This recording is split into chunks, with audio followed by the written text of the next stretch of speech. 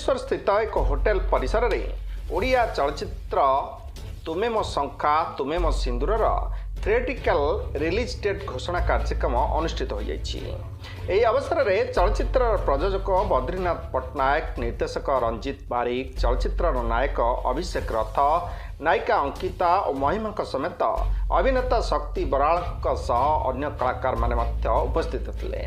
ओडिशार प्रथम थर पाई एक वर्णाढ्य उत्सव में फिल्म थिएट्रिकल रिलीज तारीख घोषणा करा जायछि। कार्यक्रम को आयोजन करिबारे प्रमुख भूमिका ग्रहण करथिले क्रिएटिव हेड प्रणय जेठी। फिल्म मुख्य भूमिका रे अभिषेक विषय रे उभय महिमा और अंकिता नजर रे आसिबे। बनसन टेलीविजन प्राइवेट लिमिटेड बैनर निर्मित यह फिल्म को समस्त वर्गर दर्शकों को दृष्टि रखी प्रस्तुत करा जायछि। अभिजीत मजुमदार संगीत निर्देशन में ह्यूमन सागर, स्वयं पाढ़ी, इरा महांती, रोजालिन, रिंकी, नेहा और निहारिका भली जनाशुना कंठशिल्पी ए फिल्म रे थिबा गीत गुडी को निज स्वर रे सजाइछन्ती। रोमांस, फैमिली, ड्रामा और आइटम नंबर को नहीं फिल्म टी आसंता एप्रिल 1 तारिख रे दर्शकों सामना को आसिया जाउछि। ओडिशार 25टी सिनेमा हॉल में फिल्म टी रिलीज हेबो बोली प्रयोजना संस्था तरफ प्रकाश करा जायछि। भुवनेश्वर प्रमोद नायक का रिपोर्ट, एसजे न्यूज।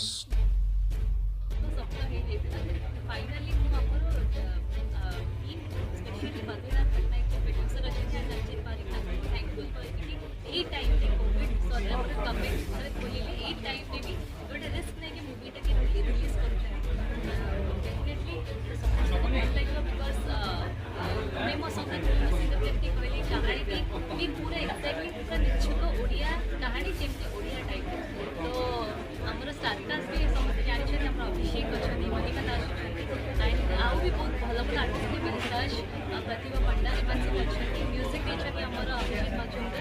कोरियोग्राफी कर स्टेज बाहर भी शूट कर ओल्ड टच पुराना टच को बट नुआ जेनरेशन लोक के पसंद करके से आम बैलेंस कर पूरा मुवी को एप्रिल 1 डेट को बुक कर दियो। निहाती भाव में आसबे हॉल में मुवी देखिए, रिव्यू करेंगे केमती लगे।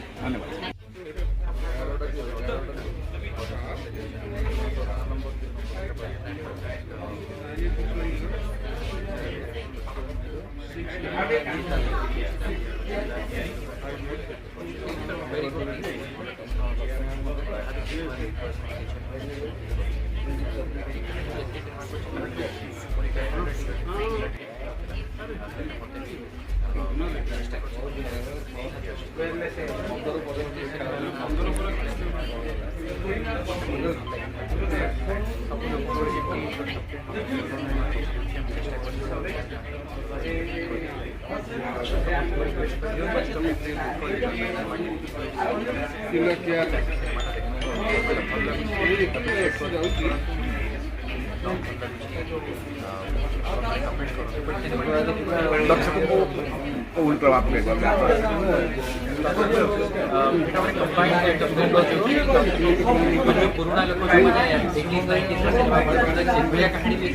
आजिकल प्रेम बहुत किसी बढ़ी जाऊँगी ये क्षेत्र में बर्तमान जो दब बर्तमान बहुत संख्या ये कौन शिक्षण दब बहुत डिफरेंट ये दब मैंने बापा माँ पु भाई भौणी बस सिनेमा देखिपारे जमी 80s फिल्म सिनेमा आजिकल युवक मैंने यंगस्टर्स मैंने भी सिनेमा देखिपारे बाहर की थोड़ा जन लोक